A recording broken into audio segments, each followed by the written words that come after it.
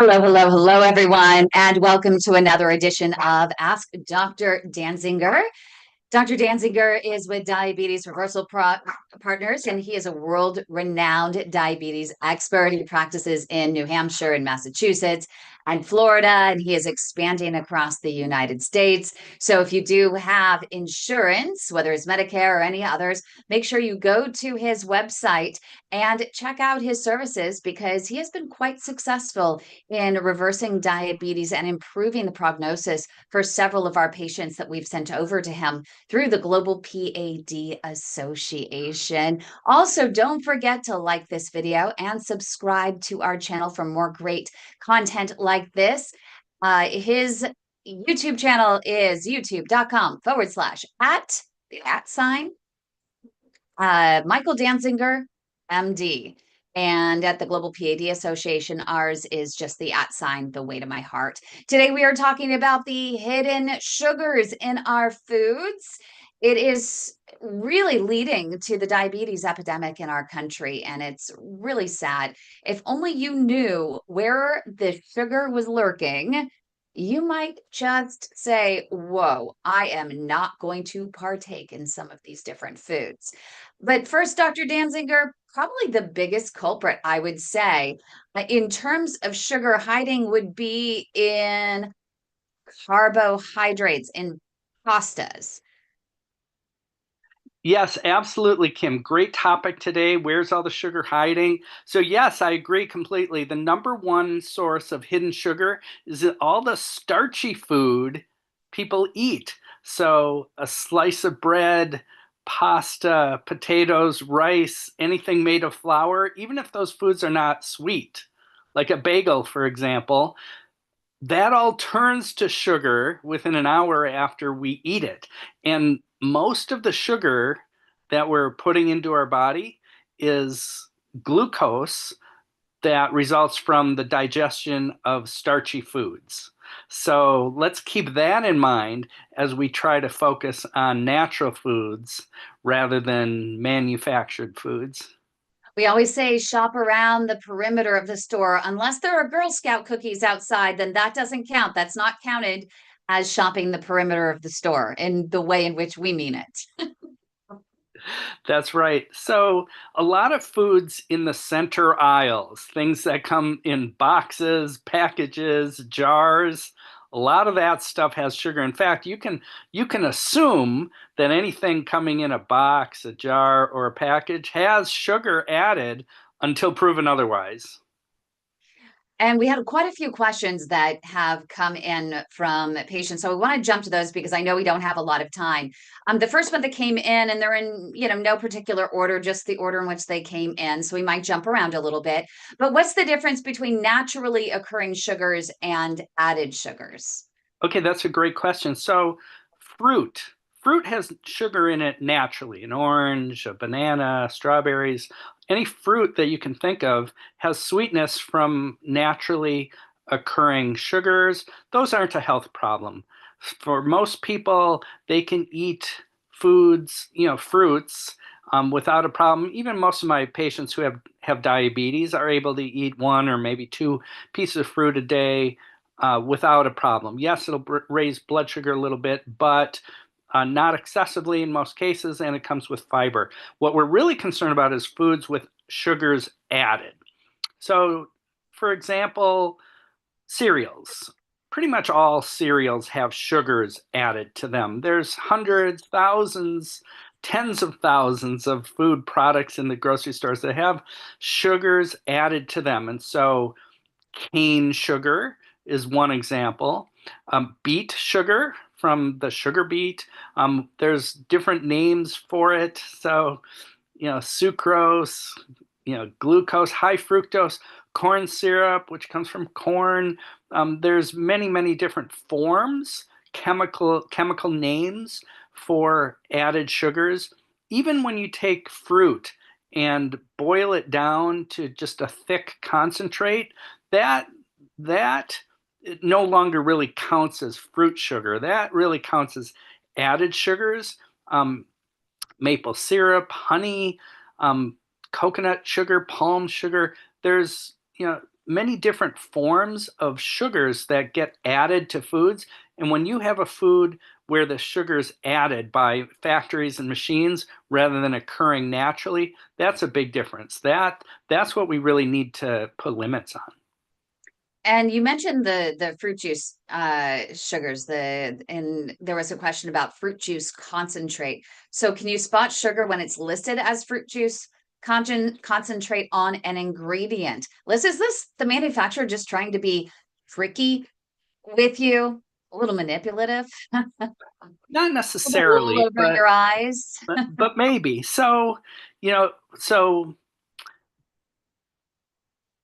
thank goodness that we have that type of labeling. And so everyone has the opportunity to get a sense for what is in the food. And they don't say the amounts that of each ingredient, but they list them in order. And one of the common sources of added sugar is fruit juice concentrate and for example, apple juice. If you just boil it down until it's a thick paste like honey, and then you add it to foods, it gives a fruity flavor.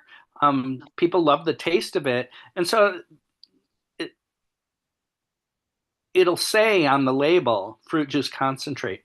It might also list corn syrup, high fructose corn syrup, dextrose, honey, molasses, agave, and fruit juice concentrate, and maybe other forms of sugar too. So sometimes manufacturers try to spread out the different types of sugar so that some other key ingredient will show up first on the label rather than all the sugar. You can have a product that has 80% of the calories from sugar, but if you spread out to the different types sources of sugar, then some other ingredient might come out first, which is sort of a game that some manufacturers play on us to try to hide the so that they can avoid sugar as being the first ingredient.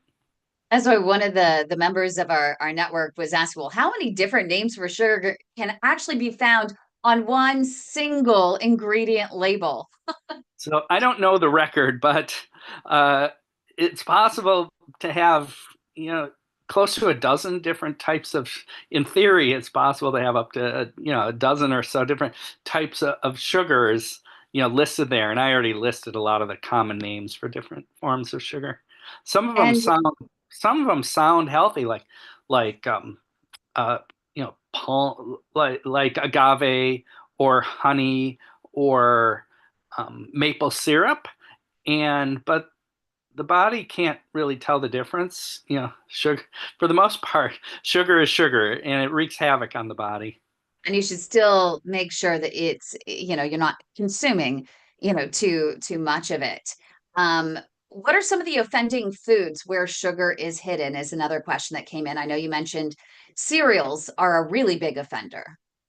Yeah, so a lot of the sugar people eat isn't even hidden at all. It's in the sodas, the fruit juices, but candy bars, sweet things. But what about things that don't really seem sweet? There's often sugar lurking in there. So one example might be um, bread. So a lot of processed bread has sugar at it because it produces textures and flavors that people like to buy. Yogurt, another common one.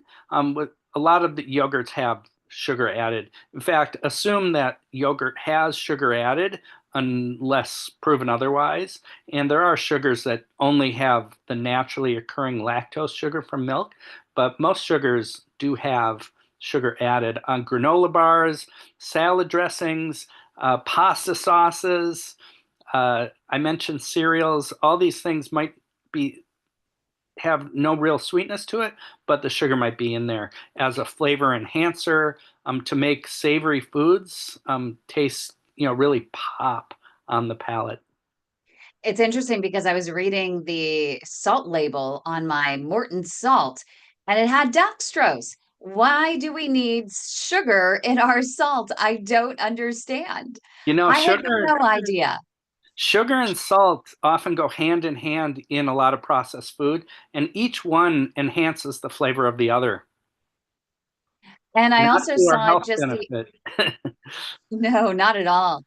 Because if you're watching your sugar and you just use a little bit of salt, you're not realizing that you're also adding sugar in some cases to that. I also was shopping. I like to get the shoestring potato, the French fries, and every once in a while I do like to get some of those, and I bake them in the oven, and then finish them with a little broil. But I just noticed the other day that the one of choice, which says natural shoestring potatoes, had sugar in it. I was absolutely floored. Yes, it's a great example of hidden sugars in there. I've also heard of sweet potato fries. You think you're eating sweet potatoes, but really it's just potatoes that are sweetened. It's a little There's nothing deceitful. against, no law is broken if you call something sweet potato fries and you're just adding sugar to potatoes. Be very, very careful of that. We also have a question coming in a little bit off topic, but still along the same lines because you did mention fruit drinks and sweet drinks. And Roxy says she loves palm. She says it's a wonderful drink. Is that necessarily bad? Oh, P-O-M, that's a pomegranate juice. So what I Correct. like about pomegranates is, well, that's a fruit, and it I recommend that people eat pomegranate because there's antioxidants in there. It's a rich source of antioxidants. Blood vessels love antioxidants, but how much sugar is in that palm? And so that's the key question. I can't remember how much sugar is in that, but that's palm is pomegranate is healthy when there's no sugar added, but if it's too concentrated, it can spike your blood sugar if you have diabetes. So that it's a balance there. I can't get that excited about the concentrated pomegranate juice.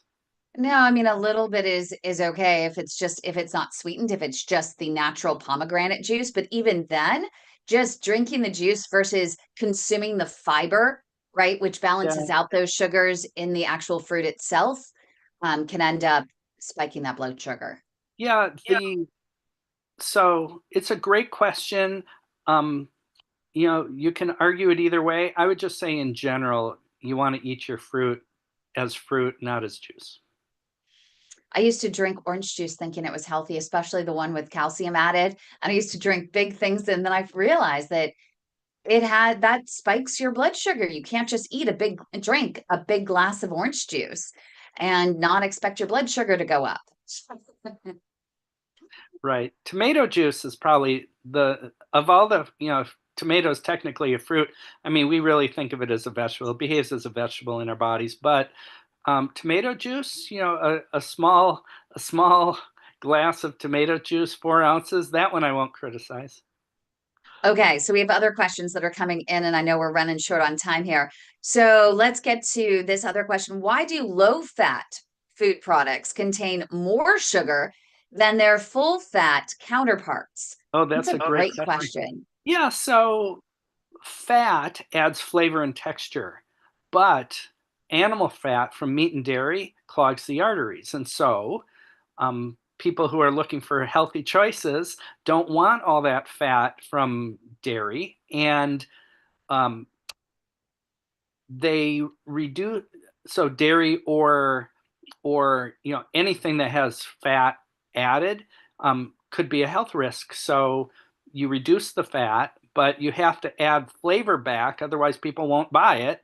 And so you do that with sugar. And so that's a trick that food companies have been using for decades. And so there's this trade-off, and both added sugar and animal fat from meat and dairy are companions in causing blood vessel damage.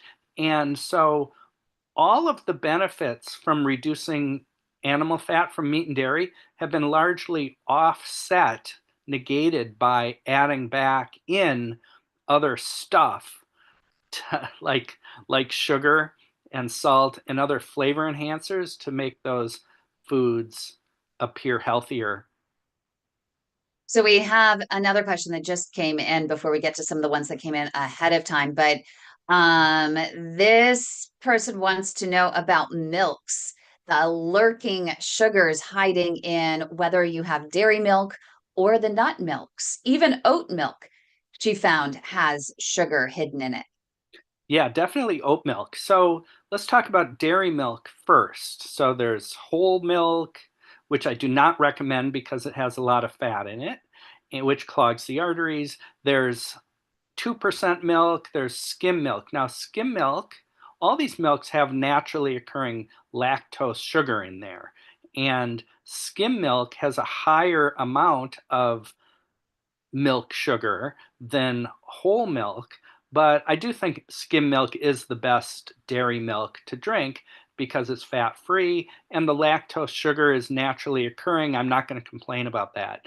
Um, Now, these vegetarian alternative milks like rice milk or oat milk, those almost always have a lot of sugar added. And then almond milk, cashew milk, these often come in unsweetened forms available. So when they have 25, 30, 35 calories per serving, that's pretty low.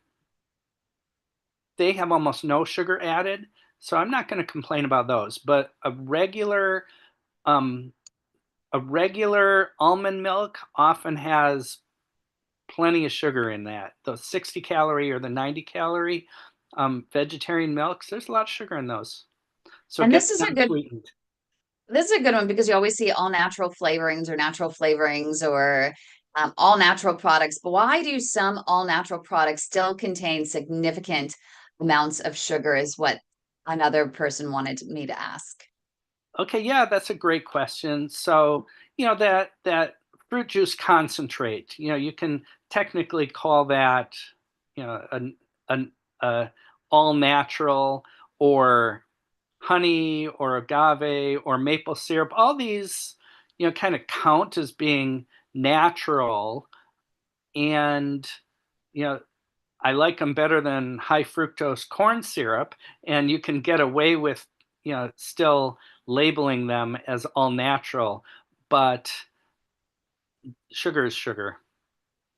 And we have Patrick who's watching on our YouTube channel, and he says as we are actually doing this, and he's watching right now, he's drinking sugar-free coffee while watching this program. So, what do you think about so-called sugar-free, Yeah, so the artificial sugars? yeah, so, right. So artificial sugars. Okay, so these are kind of lumped together as non-nutritive sweeteners. So the one I like best is stevia, and it comes from the stevia plant, and it is processed and put into a package or however you take it, but it's probably safe, and it's definitely the lesser of the evil.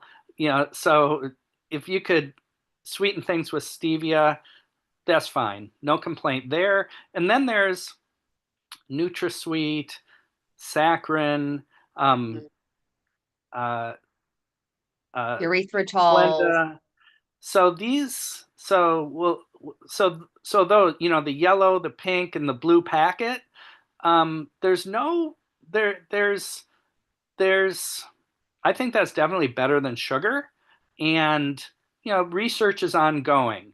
And no one would be surprised if, in 10 or 20 years we find that that stuff's not as benign as we thought it is. But right now, though, there's um, no proven safety risks with the yellow, pink, or blue packets. So I definitely think it's a safer choice than regular sugar, but you want to be moderate about that. And then there's the sugar alcohols, like erythritol is the most common one, and research is ongoing, but some recent research in the last couple of years suggests that erythritol is associated with increased risk of blood clots, and so I don't we need more confirmatory research, but I can't get too excited about erythritol, which is commonly used in a lot of diet soft drinks, and is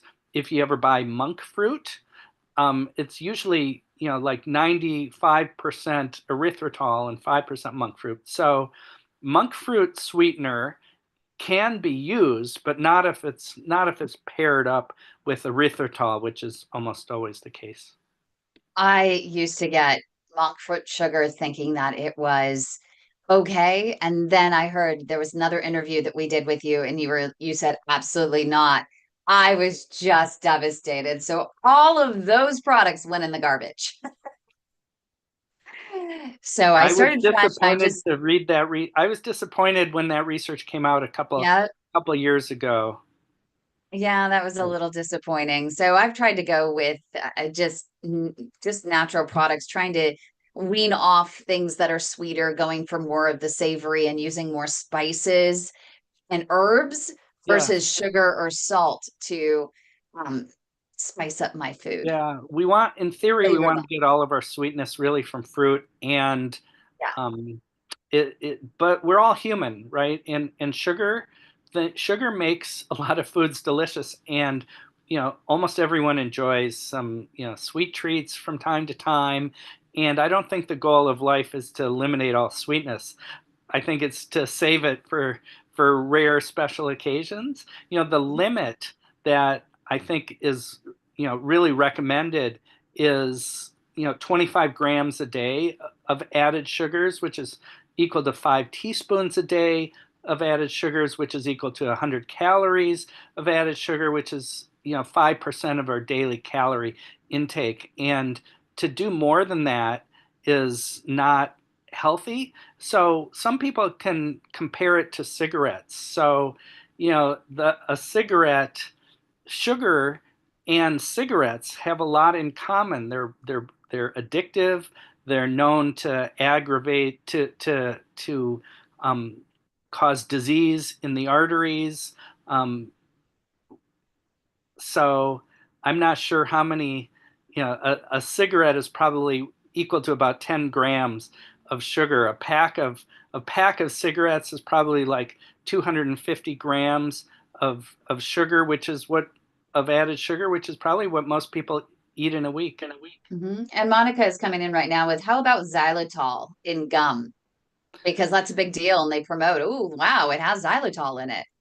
Yeah, I so I wouldn't worry about that. And so xylitol is a sugar alcohol. There's some in gum, but people aren't really consuming that much gum that I think it's fine. Okay, here's another one. I thought granola was healthy, and then I read the ingredient list. How much sugar is typically hidden in a single Oh. serving of so-called healthy granola? Well, 15 grams of sugar, give or take, can be in a serving of granola. That's just too much. Granola has a sweetness to it. Where do you think the sweetness is coming from? Different forms of sugar, whether it's sugar cane, high fructose corn syrup, honey. Um, so granola, no, granola has nuts in there. Nuts are healthy in moderation, healthy fat. It has oats when these are unprocessed, oats, then okay. But granola will spike your blood sugar, and I generally don't recommend it to people. Great question. And let's move on to the condiments. Big offender, big offender. So this person says, did you know ketchup could contain as much sugar as a chocolate chip cookie? Just learned this, and now he is concerned about this. So a serving of ketchup might have 4 or 5 grams of sugar in it, and to say it's that's less than a chocolate chip cookie. So I'm going to call that an exaggeration. But there's Maybe there's depending on which ketchup you're using. yes, different ketchups vary, but almost And all the how big is your serving of ketchup? so let me say this. Let me provide this concept about condiments. The purpose of condiments should be to make healthy foods more appealing. So whether it's salad dressings or barbecue sauce or mustards, or these condiments should be eaten in small amounts and should be used specifically to make healthy foods more exciting and appealing to eat. And so you want to be careful and limit your condiments, but use them wisely. So um, French fries and ketchup is not the way to go. But if having some salad dressing, even if there's a little sugar in it, is going to make the difference between whether you do versus don't eat a salad, then that's what condiments are for. Yeah, that's really important. So as we close here, um, we're being asked again just about naming some of the sugars that you need to be careful of. What are the names of those sugars that they should be looking for on the label that might be hidden? For example, in salt, it's Uh-huh. disguised as dextrose. Okay, so um, evaporated cane juice, coconut sugar, fruit juice concentrate, agave, corn syrup, dextrose, sucrose, glucose, high fructose corn syrup, maple syrup, honey, maltodextrin, molasses. These are the common ones to look for. And one more just coming in here last minute. I think this is actually kind of funny. What about those products that say no sugar added, and then you look at the label and you can see lots of sugar in there? Why do they deceive you like that? Because you So, think no sugar added, but it doesn't mean there's no sugar in there. It might be naturally occurring. It might be, for right. example, some of the spaghetti, or it might be something that is made up of fruit. Yeah, so, well, my understanding is no sugar added means the only sugars in there are naturally occurring. And so But you you still should could be careful. you can still take you know fruit juice and boil it down to something that's the consistency of jam, and say there's no added sugars because you didn't add sugar, you just evaporated the water. So that's kind of a trick. But um, you know milk, you know dairy milk does not have sugar added, it just has naturally occurring sugars in there. So um, look at the amount of sugar grams per serving and keep that in mind. Again, use the rule of thumb. If it comes in a box or a jar or a bottle, watch out.